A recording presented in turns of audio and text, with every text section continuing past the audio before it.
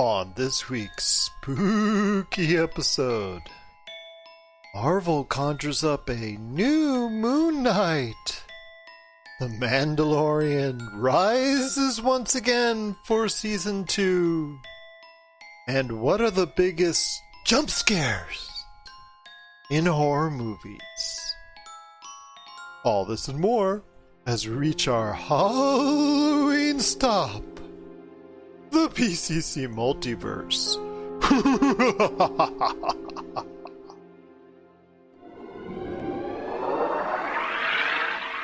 Don't be alarmed.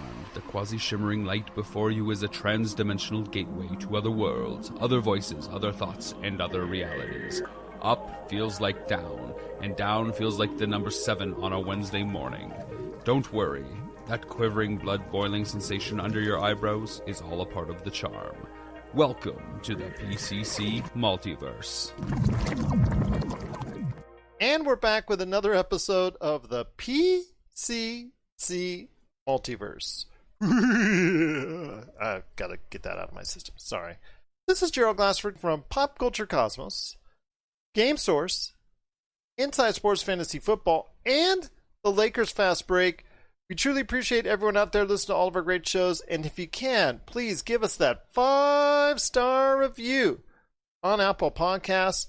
Plus, if you can like, share, subscribe, follow, or do anything at all that you can to help support us here at the Pop Culture Cosmos, Inside Sports Fantasy Football, the Lakers Fast Break, and Game Source, it is truly appreciated. Plus, I want you to go ahead and give us some love to Hunnicween and the Hunnic Outcast as well, because I told Marcus it's cool if he can go hang out with some buffaloes out in the Midwest and all that. So he's going to go ahead and check some things out for a little while. So I wish him safe travels, but he's going to be coming back in a couple weeks. But who better to bring in for our spooky Halloween episode? You got to go ahead and follow him each and every time out on Facebook at Hunnicween, and also as well the Haunting Outcast. It is my good friend indeed. It is Mr. Noah Ian Fein. And Noah, first of all, I want to wish you and your family a safe and happy Halloween. Well, I thank you as always, sir. Is this month over yet? Yeah, we have a lot to talk about for this month. I don't know where to begin because I feel like some sort of kid in a store that has sugar and trans fat and yellow 50 and green 95.6 and brown sugar and all that other wonderful stuff. Well, I'll tell you what, my friend. We will go ahead and spread out the pop culture candy for trick or treat for everyone out there coming up here in a bit, because we've got a great show lined up. In fact, you're coming back on later on in the show. After we talk about everything that's going on here currently, you're coming back on later in the show to talk about some of your biggest jump scares that are out there in horror movies that you've seen over the course of your time, being our horror movie expert and all. Plus also as well, Josh Pederson, the man behind the Pop Culture Cosmos, along with myself, he's going to be stopping by to talk about The Haunting of Bly Manor on Netflix. Now, he had some great things to say about it a couple weeks ago. Did it turn out that way throughout the series in the end? We'll find out if it scared him or if it bored him to tears coming up later in the episode as well. Plus, a couple video games that were delayed. Shock upon all shockers there. The Mandalorian Season 2 is here! Yes! So we're going to preview our excitement for it. As of right now, we have not seen it because it is being aired just before it comes out. So we're going to go ahead and talk about our enthusiasm for the series and what our hopes for from Disney Plus marquee television series coming up here in a bit. Plus, we're also going to be talking about not one, but 2 streaming services on the back end of the show. And that is Netflix, with, unfortunately, another price hike in the offering. And also Peacock. Remember them? We bring them up occasionally, time in, time out, every now and then. But we often forget that they are considered, or at least should be considered, one of the major streaming forces that are out there. And we'll tell you why on the back end of the show as well. But my friend, first and foremost, Oscar Isaac, who everybody knows out there as Poe Dameron, who I guess I saw some interviews over the course of the past couple of days because they were refreshing it because of what's coming up here. I'm going to talk about here in a sec. He no longer wants to be associated with Poe Dameron. He's had his fill of the Star Wars universe, but he certainly hasn't had his fill of Disney, because guess what? Marvel knocked on his door and said, you know what, Oscar? We think you would be a great pick for Moon Knight. So Noah, I want to hear your thoughts, my friend, on Oscar Isaac as Moon Knight and getting a television show, not right away, but maybe, 2023, I think, at this point is what they're targeting Moon Knight for Disney Plus. Either late 2022 or 2023, Disney Plus will have the Moon Knight series with Oscar Isaac as Moon Knight. Wow. Well, okay. Moon Knight, and we get into another video game right now. If you'd ask me, and I try to get the research, I've heard of it. I just haven't had much time to investigate into it. But if I understand Moon Knight, it was kind of Marvel's version of Batman, but it wasn't stealing all of Batman. And the difference is this character was schizophrenic, but now he's no longer schizophrenic. And I guess that's because of political correctness. But I will say this much. It's intriguing. I feel bad for the man, Oscar Isaac, for a couple reasons. He wasn't the worst thing in Star Wars Episodes 7, 8, and 9. I don't think anybody knew what to do with any of those actors. Oscar Isaac, every time I see him, I put him up there with Cumberbatch, where Hollywood loves him, but they don't know where to place him or what to do with him. Isaac, if he wasn't in Star Wars, they put him in X-Men Apocalypse, and you couldn't even tell with the makeup. I know he seems to be the hot thing, and at least he has a good rapport with Disney. People were clamoring, I guess, for a Moon Knight movie, which is understandable. It's going to be a regular TV series on Disney Plus. I don't know what the MCU is doing with their phases anymore, if they're going to be doing them at all, or they're just going to focus on X-Men and Fantastic Four, and that's going to be that. I don't know what they're doing with the MCU at this point. But if you make a Moon Knight Disney Plus series, is what I understand, you know what? For this type of character, I hope they don't do what they did with Punisher and Luke Cage and Jessica Jones. And I'll say for the first few episodes of Daredevil, not that I had anything against it, but I just felt that if it's going to be an hour series, take care of the origin in the first episode and just move on, because I've kind of had it with origin stories, and you can just tell it through flashbacks, what they kind of did with the Aquaman movie. But past all of it, I don't know what they could do with Moon Knight now, is that if he's that relevant, because, again, it would be great if they had this character in the 80s, but if they're not going to make him the schizophrenic character, I don't know how intriguing he's going to be, and I don't think he's really a Disney Plus MCU character, because I go back to his mental illness. So they're probably just going to water this down and bog it down. It'll be great to see him in the costume, and I'm sure it'll be great to see another live-action superhero movie, but I think since I've been through so much superhero fatigue, it's 50-50 on this one, but it's a few years away. And it's talks. If it works, it works. If it doesn't, I don't really know who his rogue gallery is. And I guess it's better when you have the Avengers because you have them all together. So I don't really know past the schizophrenia, his personality, his catchphrases, his like I said a few minutes ago, his rogue gallery. It'll be interesting, I suppose, but I hope it's not just to say, okay, well, we have the rights to his character and we have Disney Plus. That's it. So I hope it's a little more, because I do feel bad for Oscar Isaac. Oscar Isaac is going to be very successful in this because, first off, the character himself is very snarky, very funny. Not to the level of Deadpool, but almost there. So we should see that type of Oscar Isaac / Poe Dameron type of feel for that character. Because basically he was a commando, I guess a special forces individual that got stuck out in the middle of the desert for some reason. And as a result, he was a doctor, I think. Yeah, so he basically he prays to one of the Egyptian gods in order to go ahead and save his life, and in doing so it gives him this power. And in order of doing so, depending on the time of the lunar calendar, the more power or the less power he may have. Plus also, like you said, there was bouts of schizophrenia that his character has, which people are drawn in more by his schizophrenia and how that leads to the amount of power that he has at any given point in time. But also, I do want to mention that, again, he is going to be a very snarky character, a character with a lot of sharp wit, and that's something that Oscar Isaac has already proven on screen. So I'm hoping that this will go ahead and be another big win for Marvel. They've done a lot of right things so far. I know they're going to try and stick to some type of phase plan going forward, whether it's phase 4, phase 5, phase 6, and continue going on with that. And yes, the X-Men and Fantastic Four are going to become a major part of it, and they're going to be incorporated into it. But I want to go ahead and say this. They've planned these out originally when they dropped the future for the Marvel Cinematic Universe during Comic-Con, which would include incorporating all these television shows. So WandaVision, Hawkeye, Falcon and the Winter Soldier, She-Hulk, all these television shows that you're going to see on Disney Plus, those characters are going to be intertwined with what you see in the film, which means we will eventually see them incorporated maybe in a Guardians of the Galaxy, maybe in an Avengers, something like that, but you will see Oscar Isaac on the big screen and not just on Disney Plus.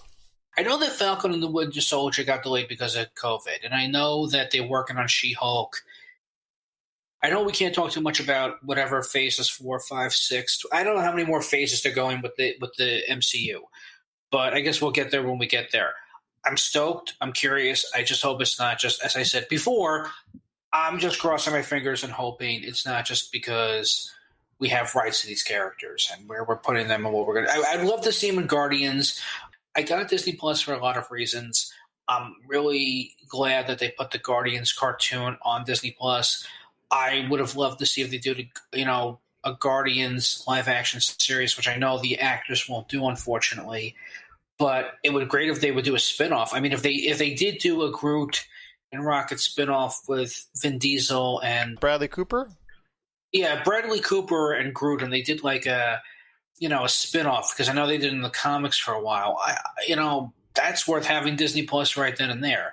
And I'm also curious if they can bring in Daredevil and Luke Cage and Jessica Jones, because I think the rights are finally going back to Disney. They're with Disney now. It's all under Marvel's roof. The question, like you said, is will we see Charlie Cox? Will we see these other individuals from Netflix's universe as far as the way they interpret it through Marvel? Will those characters be brought over with the same actors and actresses, or will other individuals take that place if they're incorporated in the MCU? And that's something we're going to be talking about down the road, I'm sure. But all this has to catch up because of what's gone on in 2020 coronavirus. All these projects that Marvel is mapping out has to all catch up at some time, and it's going to start in December with WandaVision coming to Disney Plus. So I'm excited to see where it goes from there, but I am actually very intrigued with Oscar Isaac as Moon Knight, and I hope everyone out there is as well. I think it was a good move by Marvel in order to do so, in order to get his agreement to go ahead and become Moon Knight. I think his addition will be a sound one, and I'm looking forward to seeing his character progress through the Marvel Cinematic Universe. What are your thoughts out there on Oscar Isaac becoming Moon Knight? We want to hear your thoughts. popculturecosmos@yahoo.com. Hey, this is Chad from Ghost Toasters, and you're listening to Pop Culture Cosmos Podcast. Please join us for the very first Indie Pods United convention. This online event is for both new and veteran podcasters, where we will listen and learn from each other. The online Indie Pods United convention begins on the 29th November through until the 3rd of December 2020, featuring amazing shows and information to learn more about the great world of podcasting. For more information and to register for this unmissable event, please visit the website now. IndiePodsUnited.com. Indie Pods United Convention. Together we listen. Sponsored by Pinecast, Reset Business Consulting, the SJ Network, Rocabella, Cami, and Kelly. Well, there's much more to talk about on today's show, including some spooky stuff that I know you've dropped on to us. And we're going to play that coming up later in the program. But my friend, there's still much more to talk about on today's show, including Cyberpunk 2077 and Far Cry 6. You guessed it, got delayed again. Cyberpunk 2077's been delayed 3 weeks. That is, according to all the rumors that you're seeing from the websites, not because of the next-gen versions, but the fact that they're trying to put it on 6 different formats, and the current gen formats are the ones that are giving them trouble as far as scaling the graphics down and things of that nature. So they had to go ahead and bump it back 3 weeks for that one. And Far Cry 6 was also announced as a March or later delay as well. So that's something I want to talk to you about as far as Cyberpunk 2077 and Far Cry 6, my friend. Your thoughts on the delay of both these games and how it's going to impact their sales, at least initially. Okay, my hands is up for one reason. I've been doing my best to figure out, other than the fact that Keanu Reeves is in this game, where he'll play a character that's a part of this game, I have been trying to search and search and search to figure out what the expletive deleted this game is about. Now, the only thing I was able to get, at first I thought it was a first-person shooter. Now it seems to be a role-playing game, but is it an action role-playing game? It may be something out of Mad Max. It seems to be an Americanized version of Mad Max, because Mad Max is Australian. This seems to be American. I don't know. It's got some pretty graphics, I can tell you that. I know that it was coming out for PlayStation 4 and eventually 5, and I knew this was going to collision. I guess my idiotic question also is, this seems to be affecting the digital download as well. Is that the problem? Is that even if you got pre-ordered digital download, you're not guaranteed that the digital download is being delayed as well? Yes, everything is being delayed. The game itself is being delayed. Now it's been bumped back 3 weeks later in order to go ahead and accommodate. And again, one of the reasons why that is being heavily bandied about and rumored, although nothing's been confirmed because the studio is being tight-lipped about it, is the older generations, i.e. the PS4 and the Xbox One. So maybe scaling it down as far as the grand scope of it, because it is a first-person shooter. It is an open-world game. It is something that's going to be futuristic, and creating all those elements is going to suck up a lot of power for whatever console or PC you're putting it on. So that being the case, I mean, it's just going to be something that it's going to take up a lot of power. But again, I have full faith in the folks that are doing it, because they created a game in The Witcher 3 that exceeded everyone's expectations, was the game of the year, and a true open world classic for the last decade. It's one of the best games of the last decade. And this is the follow-up to that. And I'm looking forward to it specifically because this could really hit a number with audiences. I am saddened to see that it won't be out before Black Friday, but do I think long-term it's going to affect it? I don't think so. I think if you're really looking forward to Cyberpunk 2077, you're going to wait for it. Plus, there's going to be a massive push by the developer and the publisher and everyone involved to go ahead and put Keanu Reeves as much as you can as far as a holiday gift right there on the commercials leading up to the game's release.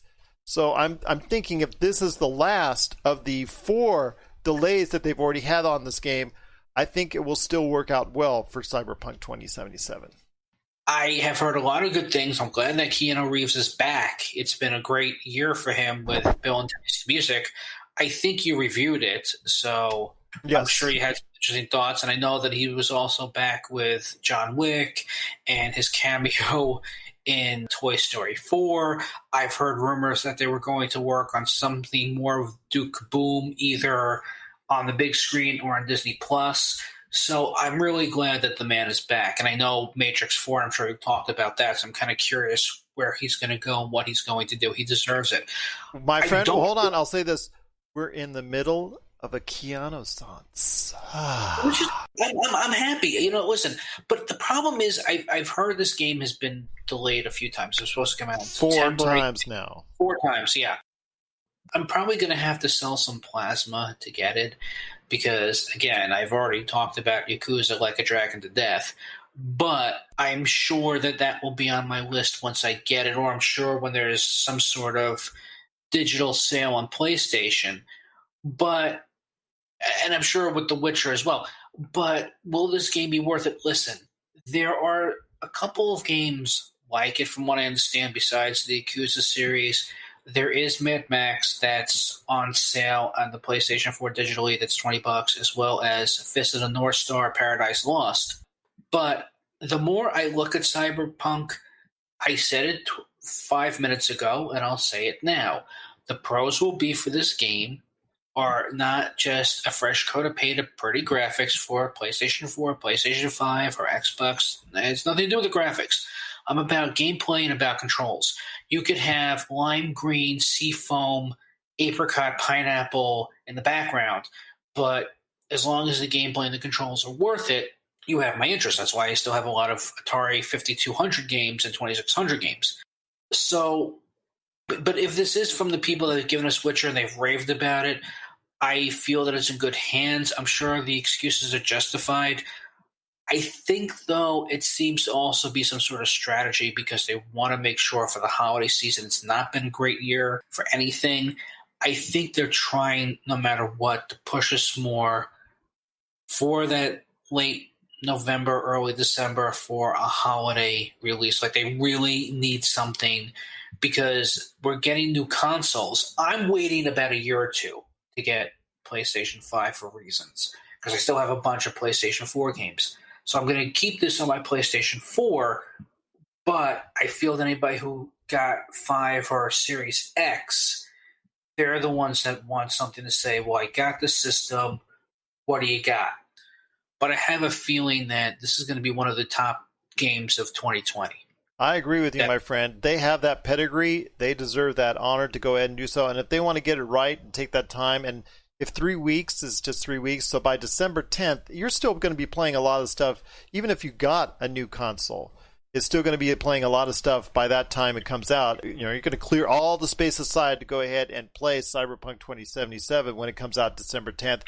And it's still, even though it won't be there for the Black Friday shopping, it will still be there for the holiday season. So people will hopefully have money back in their pockets after all the money that they spent on Black Friday. And in November, hopefully they'll have some money left over to buy their son, daughter, husband, wife, whoever in their life really wants to go ahead and have this game. And I think having it on the 10th still means that they're going to have a big holiday push. So you will be seeing right around early December a lot of Keanu Reeves coming up right at you. But before we go on to our next subject and before we hit the half-hour break, I want to go ahead and let you know, my friend, real quick, Giancarlo Esposito, the world's hottest actor right now, seemingly, is actually in Far Cry 6, but it is being delayed. It's being pushed back no earlier than March, which is going to be something that's very disappointing to a lot of Far Cry fans out there. But I want to hear your thoughts real quickly, and then we'll transition to Giancarlo Esposito's one of his other projects that's even getting more hype. But we'll go ahead and touch on that in a sec. But I want to hear your thoughts on Far Cry 6. I see possibly a delay even into the summer. If this game is what I think that it is, it will be on my bucket list down the road. You know, I'm probably going to have to get like 6 more external drives or thanks to the cloud, and that's why I'm doing all the digital downloads if I can. What does this one take place in exactly? What's the theme for 6? I think this one is more of like in a land that's run by a dictator, which coincidentally enough is Giancarlo Esposito. You know what? That's the days right now for video game makers where there's constant delay after delay after delay, which is a shame to see continuing going forward into a new generation of consoles. But again, with the type of money and development involved, I'd rather you get it right than just on time. We'll keep an eye out for Cyberpunk 2077 and Far Cry 6 and keep you updated on them. They are 2 of the marquee games coming hopefully within the next 12-month time span, but they both got delays. What are your thoughts on Cyberpunk 2077 and also as well Far Cry 6 getting delayed? We want to hear your thoughts. popculturecosmos@yahoo.com. But before we hit the halfway mark, my friend, Giancarlo Esposito's one of his other projects that he has debuts. Actually, you probably already even seen the first episode as you're hearing this on radio outlets everywhere all over the world and also on podcast outlets everywhere.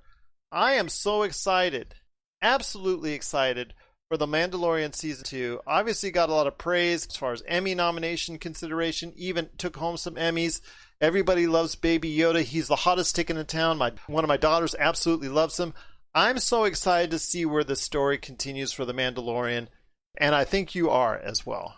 I grew up literally with Star Wars, and then the prequels and these requels, and I kind of just said I had enough. And then before the world fell apart, I went to Disney World, and I got to go on Rise of the Resistance and ride the Millennium Falcon. That's what I'm wearing now, Rise of the Resistance, baby. And I'll tell you, I got to go on it twice because I went on Christmas Eve and the day after Episode 9. And yet somehow, somewhere, we still got Mandalorian and we got Fallen Order on PlayStation 4 and Xbox. So 2 out of 3 ain't bad. Mandalorian, I know people started to complain about episodes 5 and 6, which, ironic. People love 5 and 6, if you know what I'm going with it, with that. The bottom line is this. It's a great show. Well, we've already seen season 1, so I was kind of disappointed, what happened with Nick Nolte's character. But I will say this much. With Baby Yoda, even though we don't still know what species he's from or what he's capable of, but we have Apollo Creed, Carl Weathers. We have Gina Carano. We have a great cast. And you know what? For a character that I wasn't too much of a fan of and got a lot of hype after the release in 97, and he was supposed to get a movie and didn't happen, and what happened with him in the prequel, people had a love-hate relationship with. This is not Boba, but it's another Mandalorian, and you know what? The series works. I'm glad this got Emmys. I'm glad this got the respect it deserved. Well, The Mandalorian is by far and away the most popular thing on Disney+. And you know what? There's also a possibility when the feature film business gets back up and running someday, it could go to a feature film. It's that popular right now. It is that popular. I'd love to see a ride at Galaxy's Edge. I would love to see more of what they can do with this universe. So I would give this at least 5 or 6 more seasons, and then work on maybe a trilogy if you can keep this cast.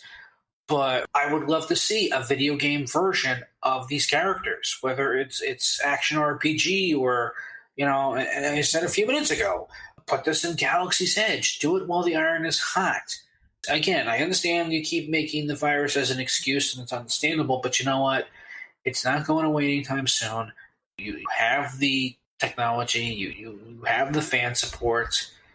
Instead of worrying about what you could have done with Star Wars with episodes 7, 8, and 9, work on what's really making the fans happy, and what's working is The Mandalorian. Well, like I said, my friend, The Mandalorian is by far and away the most popular Star Wars IP that they have currently right now. And it has garnered such acclaim, such praise, and such fan love out there. I expect right now people to have a hard time trying to get it because the mass of trying to go ahead and just flood Disney Plus all at one time with people trying to go ahead and download the first episode of The Mandalorian is going to be something to see to be believed. But it is something right now that's going to be considered close to a phenomenon as we can under the circumstances, because it is The Mandalorian Season 2. It is something that a lot of people like myself and like Noah are very excited for. We want to hear your thoughts. I know out there you've already caught the first episode, many of you, and even if you haven't, you're probably going to do so this weekend. I want to hear your thoughts. How good is Season 2 starting for you? popculturecosmos@yahoo.com. We're excited for The Mandalorian, and you know what? I know a lot of other people out there are as well. Well, coming up on the back half of the show, it is No Ian Fein talking about the biggest jump scares in horror movies. Plus, also, Josh Pederson is also going to be talking about Netflix's The Haunting of Bly Manor. He's going to be letting us know if he was spooked out or if he was just spooked by that show. Plus, also, No Ian Fein on the back end of the show, along with myself, are going to talk about Netflix and Peacock. That's coming up on the back end of the show. This is the PCC Multiverse. Coming soon, Zero Cool Films presents Action Figure Adventure. Super collector Jay Bartlett hits the road once again in search of action figures' most iconic and noteworthy and rare figures, all in the name of creating the most ultimate action figure auction ever. He fronts the cash, the charity benefits in the end. What will he get, how will he get it, and how well will he do? Find out in 2020. We're back with the PCC Multiverse. It's that spooky time of the year once again. It's Halloween, and he's here every year with his thoughts on the Halloween spectrum. You got to go ahead and catch what he's doing today at Hunnicween on Facebook. He's going to be talking about jump scares. It is my good friend indeed. It is Noah Ian Fein. And Noah, great to have you back on once again. I wanted you to come up with 5 of your most jumpiest jump scares in all of horror movies. Well, thank you, but we're going to have to use the Wayback Machine back in a time known as the 80s, when horror films were pretty much taking over everything. And it wasn't just in Halloween, mind you. I mean, they popped up anywhere and everywhere, especially at the video store and cable TV. But this is when you didn't have the orchestra of going da-da-dun and having you psychologically just jump and scream in the theater. So first things first, for number 5, I'm going to go with Poltergeist 2 for a reason. This is a bizarre jump scare, but this is with the actor who played Reverend Kane in Poltergeist. If we had more time, I would talk about the sequel and my love-hate relationship towards it, but the one jump scare, surprisingly, was not just jumping out and spooking you. It's a moment where Carol Ann meets Reverend Kane for the first time in Poltergeist 2, and you just see, because the actor in real life, sadly, was suffering from stomach cancer, so he looked gaunt and he was dying anyway. So they didn't have to do too much appliances and prosthetics and makeup on him. And he just shows up and he starts singing this really creepy song to her. But then when she turns around, nobody else can see this man and walks right through him. And that just, for some reason, that sound effect, when somebody was walking right through him, that definitely made me jump. For number 4, this was a very underrated horror film. Nobody really talks about it anymore, or any less if it is whispered at all, which is a shame. But it was a movie that I saw in the 90s that made me tremble, and when the lights came on, I just was like shaking. I was in my 20s though, but I wanted it. I turned to the person, I went like a thumbs up, and thankfully this movie did get 2 thumbs up from Siskel and Ebert. Very underrated film. It's called The Relic. And I don't know if anybody remembers this. This is when legendary special effects makeup guy Stan Winston, before he passed away, he worked, of course, on Jurassic Park, a lot of Spielberg films. He directed the first Pumpkinhead movie, which is not one of the better ones. But he helped create this thing called the Gothoga. A very bizarre film about having his DNA mixed with that of a monster, and it comes back, and this thing keeps changing because its DNA run amok. And what was great about this is because it's also still in a time when CGI was starting to be used more. I mean, it was kind of used as an experiment in the 80s with something like Young Sherlock Holmes, and they tried it a little bit with Roger Rabbit, but mainly in the 90s, Hollywood was still experimenting, and it was like a hit and miss. The whole idea is that this thing spends most of the time in the shadows, and when it pops up and scares you, you never know where it's going to come from. It's almost like Alien. But the difference between this and Alien, this thing is a little bit more creative because it's also the haunted house is the Fields Museum in Chicago. This thing kind of like brought back, jump scare that I've been wanting. For number 3, I'm actually going to go with 28 Days Later. And the reason for that, it wasn't just another zombie movie, because these were fast-charged people with uncontrollable rage. So it wasn't so much zombification. And what made me basically do the jump scare, there is a moment where we have Cillian Murphy. Yeah, Cillian Murphy, that's what it is, yeah. In the beginning of the film, he woke up from a coma, and he goes to a church, and he just looks at all these dead bodies, and one of them just like, I've seen this before a million times, and a body just picks itself up, but it's a body underneath other bodies, and it's just like a little bit spookier, like you don't know if it's going to move or not. And also there was a lot of banging from the zombies when they're hiding in corridors. So that was a nice little homage. For number 2, I'm actually going to go with Ghostbusters because, as we all know, the Gray Lady scene. Again, I was about 6 at the time when Ghostbusters came out, so nobody really knew too much about that librarian scene. Used to live in New York. A friend of mine was also a huge fan of Ghostbusters, and when we got older, we would go to that New York Public Library a lot. We'd run down the stairs. I would be Ray. He would be Peter. We do the, what would you see? We'll get back to you. We did all of that. We did get to go through the library. It's a little bit different than what it is in the movie, of course. They do go back to that library, and both have a jump scare because as they now have their proton packs to fight the Gray Lady, they go deeper into the basement of the library, even deeper, and you hear ghost children. And because they go past like this rundown children's section of the library. So that was also kind of creepy. It had nothing to do with the movie, but I kind of like what it did. But number 1 for jump scares, I actually have to go with George Romero's Creepshow. I'd like to say it would be one of the zombie movies that he directed, or even Monkey Shines. But Creepshow, well, it didn't have a zombie in it, and there were several jump scares in that film. One of them, the Father's Day segment when the ghoul came out of the grave for the first time, and not to mention the fact Fluffy from the crate, which was the only good thing about that segment. That thing jumped out. So that's probably my 5 jump scare moments, but memorable nonetheless. And so I know you said you don't have an affinity for today's movies because of its reliance on CGI, and I get that. I mean, a lot of people have obviously their concerns in regards to pretty much the horror genre and also sci-fi genre about going away from practical effects. I know a lot of people have talked about the Mandalorian they love so much because it incorporates a lot of practical effects. But I wanted to ask you this. Is there anything in recent times that might get people, people want to check out if they really want a jump scare, or has it just become too CGI'd for you? You know, we reviewed Krampus a few years ago. Mm-hmm. And I think what I loved about Krampus, and you agreed with me on this as well, is that when I watched the behind-the-scenes documentary on it, they went back to the well with animatronics, practical effects. It felt like a 1980s film in the 21st century. And that came out in 2015, and we reviewed it a few years ago. And that actually, you know, now that I think about it, that had a jump scare too.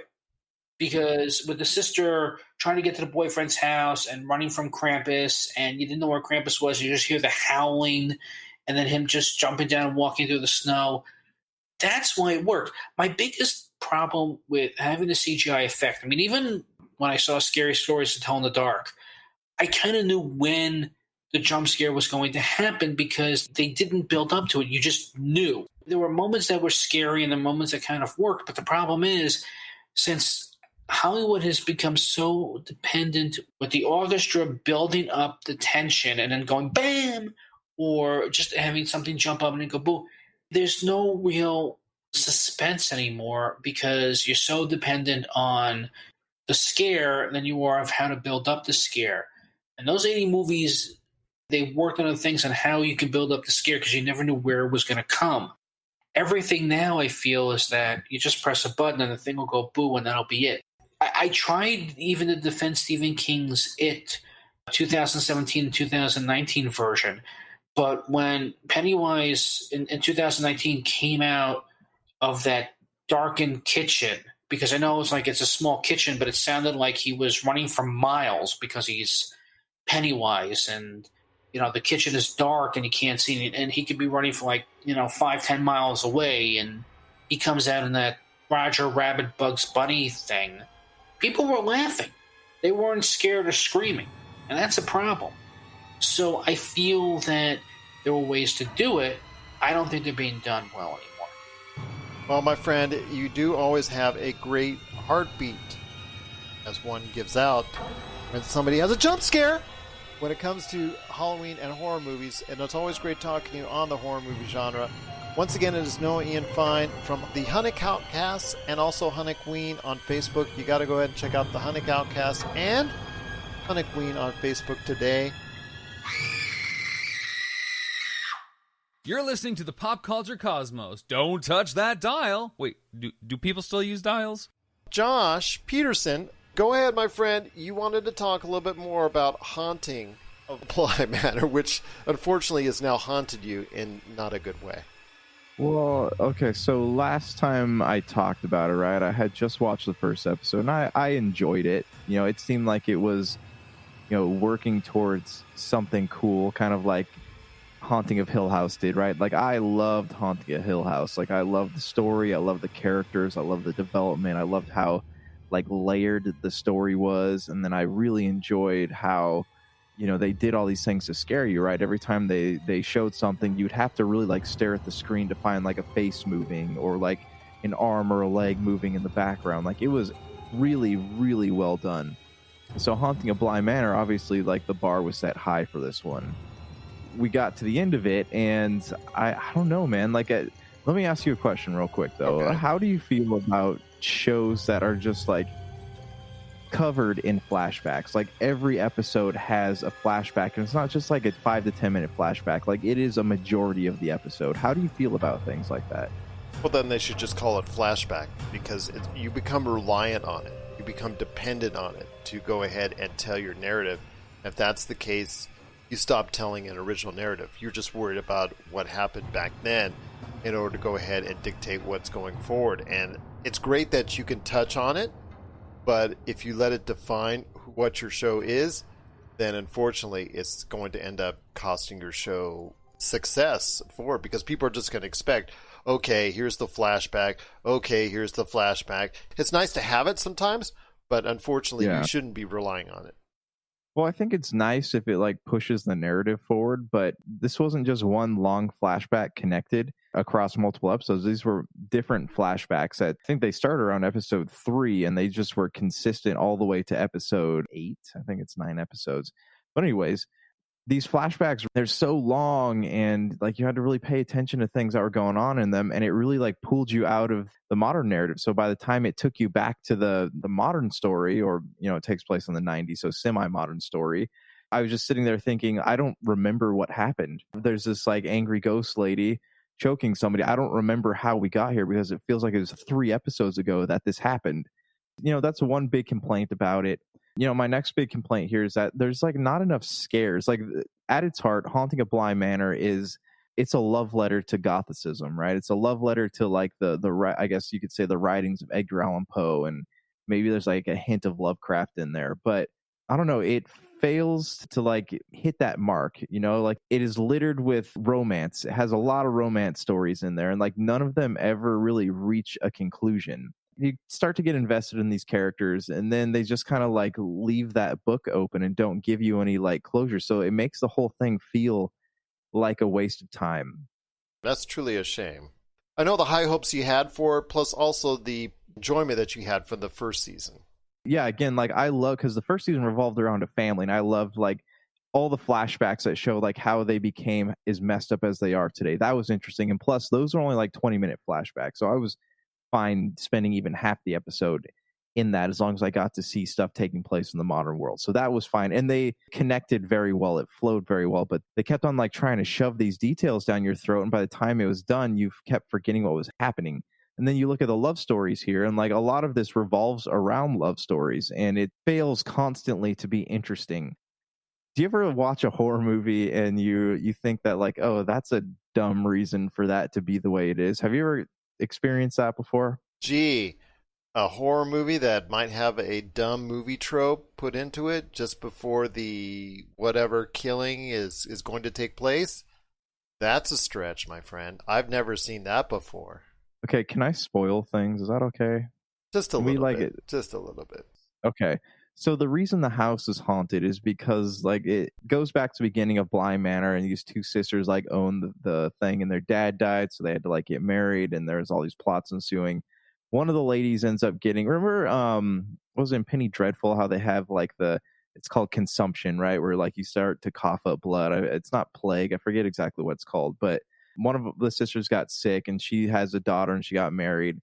and she's like really mean to her sister. And finally her sister, like after years of abuse, had enough and like did what any sister I guess would do and smothered her sick sister. But anyways, like the house is haunted because the sister was mean.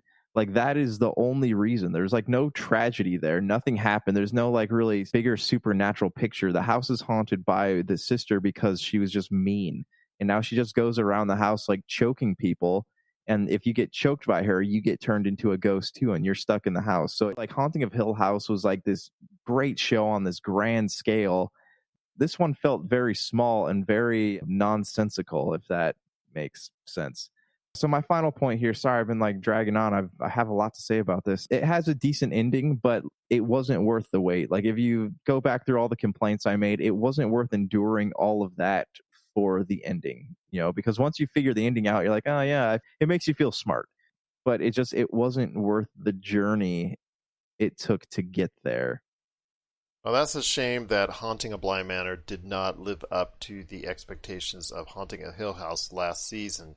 So I'm hoping that if it does get renewed, although you're not the only one that's saying a lot of bad things about Haunting of Bly Manor, so it's wait and see on that. But we'll see if it does get renewed for season 3, although Netflix has been very quick to go ahead and hit the trigger button as far as canceling shows. We'll wait and see. Yeah. But would you go back to a season 3? If it was haunting at, I don't know, whatever house, you know, would you go back to it?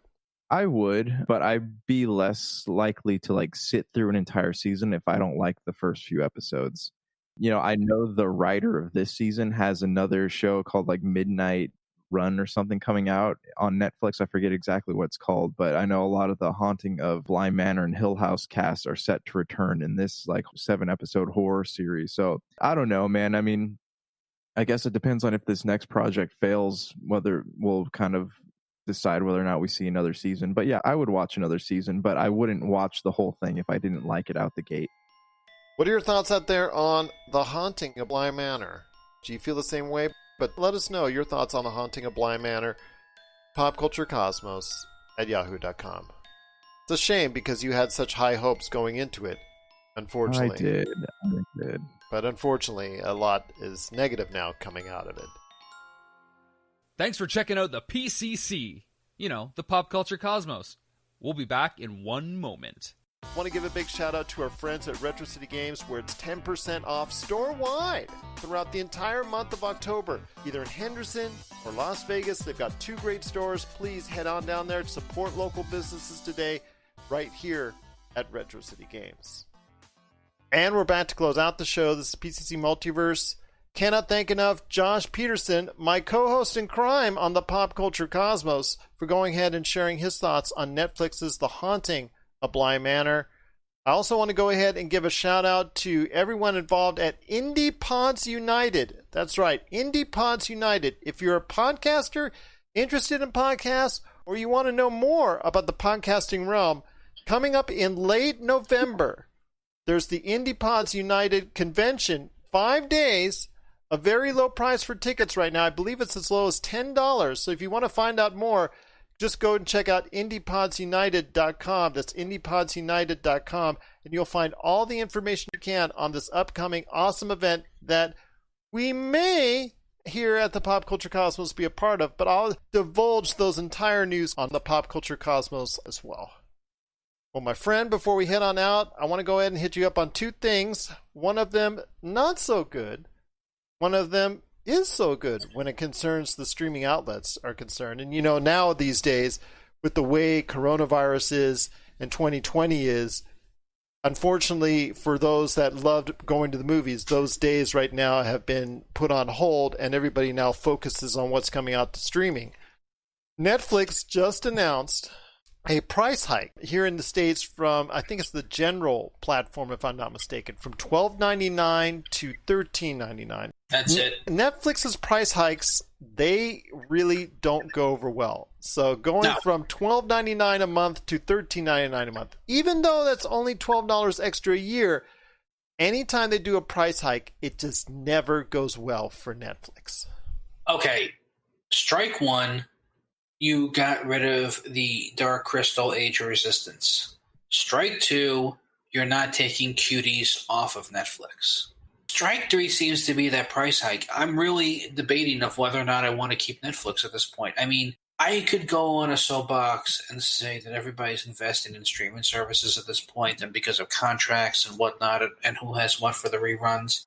But I always had this love-hate relationship towards Netflix.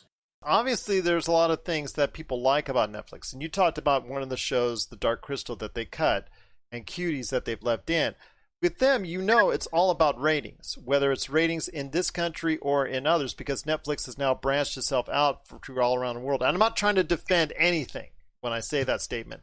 I'm just telling you, when you have over almost, I think, going on 200 million subscribers in that range, in that ballpark, we're talking some serious stuff here. And I understand with them running a business and all that and spending huge amounts of cash, even to this day, on projects, if it has the right stars and the right type of movie or director or anything like that. But you're talking, my friend, about something that is the preeminent streaming service. And I understand and I get nobody likes the fact that they're price hiking. I don't like the fact that they're hiking my price. But I want to just tell you this, my friend, that it still is a good value for all the content you're getting on Netflix, even though we are paying a little bit more because of it. But what are we paying for? I mean, we're paying for reruns of TV shows, only getting a few episodes, not the complete series. We're getting maybe a good series here or there that's being canceled. You're getting a lot of action that would have been normally straight to DVD movies, and I get that. And they're popularizing them, like Chris Hemsworth and also Charlize Theron. She made her movie, got 78 million people to watch it.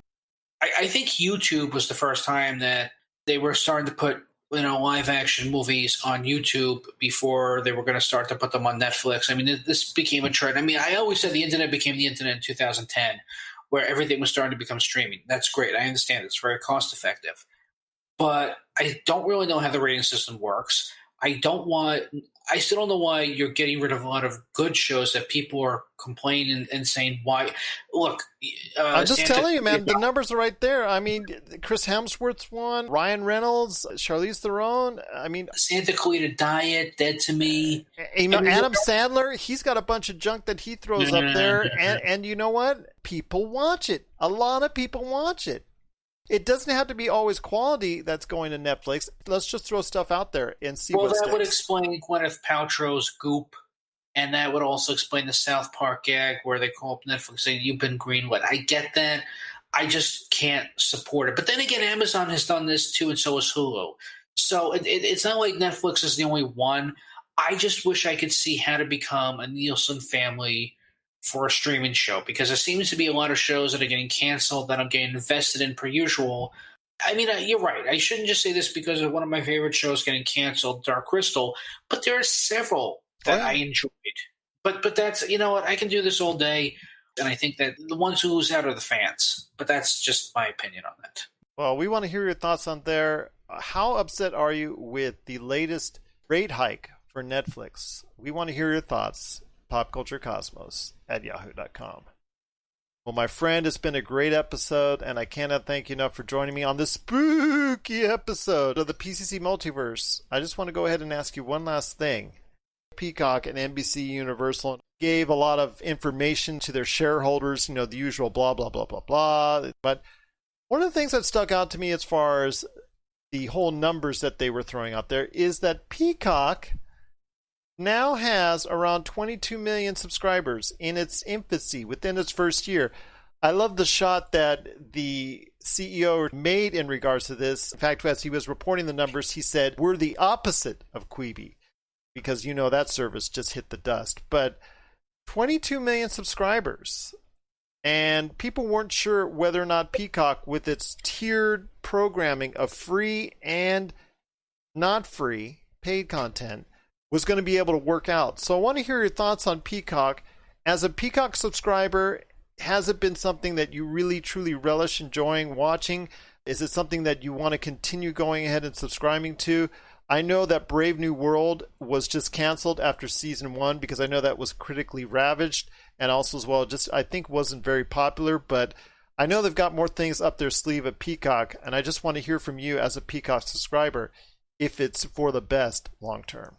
Again, I still don't understand Hollywood law, because Harry Potter, as far as I know, was Warner Brothers, and it should have been on HBO Max, and now it's on Peacock because NBC got the rights somehow. They also got the rights for 2.5 Men, which is also weird because that's a Warner Brothers show that should be on HBO Max, and yet somehow it's on Peacock. It's weird because it goes back to who owns or bought the rights for movies and syndicated shows, and it's just so headachy. But I know there's the free service. I think when you pay for it, you don't get the ads, or you get more shows, or they've got free ad-supported. I think they've got 3 tiers in all, if I'm not mistaken. Yeah, there's just so many. God, man, there's just as so a many service. I know there's a lot out there, but is Peacock worth it? Is Peacock worth it? No, it's not worth it, because I don't like the fact that I had to get additional subscription service to watch Warner Brothers properties that should be on HBO Max. That's what I thought. No, it's not worth it for that alone. And it's only free for certain things, but if you want more things like what I just said, you have to pay for it. So to answer your question, no, I think it's wrong. Because if something is under Warner Brothers, it should be under the Warner Brothers property. It should be on HBO Max. It should not be on NBC Universal, because that's Universal. Harry Potter and 2.5 Men are not. So that kind of cheeses me off. And that's all I'm going to say. I'll tell you what, my friend, 22 million subscribers, not all of them must be unhappy. I mean, most of them are trying out the service in some form or fashion, as far as whether or not you have the one tier, the other tier, or the other tier as far as free, ad-supported, and totally ad-free. So it's going to be interesting to see how their tiered system works out, whether they stick with it or they ditch it long-term. We're going to find out. Also going to be getting some more Jurassic Worlds, obviously Fast and Furious. That's going to be something that they're going to delve into.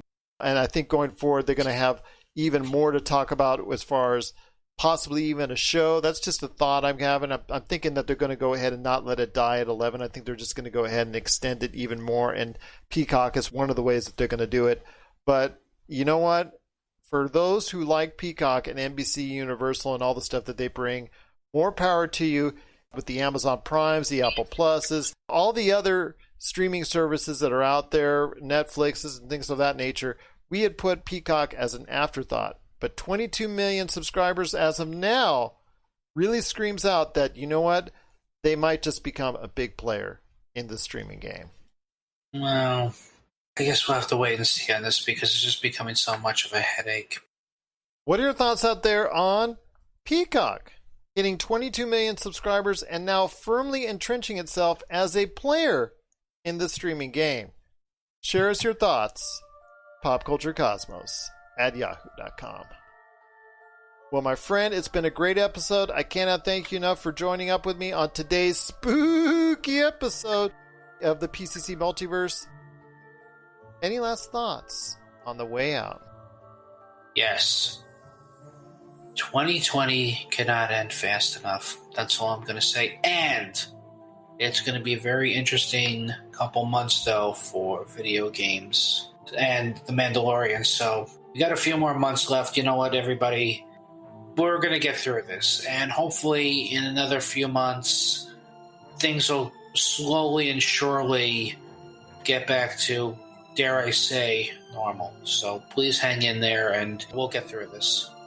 Absolutely. And for those that are interested, speaking of video games, we've got a Game Source profile, our latest one that came out on Wednesday, of Assassin's Creed Valhalla. So check that out. Plus, Chris Lardieri, Dominic Lardieri, and I went on our latest episode of the Inside Sports Fantasy Football. I had Stone Hansen from DraftSite.com on for the Lakers Fast Break. And of course, all the stuff we do, check it out, please, right here at the Pop Culture Cosmos. So for no Ian Fein, this is Gerald Glassford. It's another beautiful day in paradise right here in the PCC Multiverse. We thank you for listening. and have a safe and happy Halloween.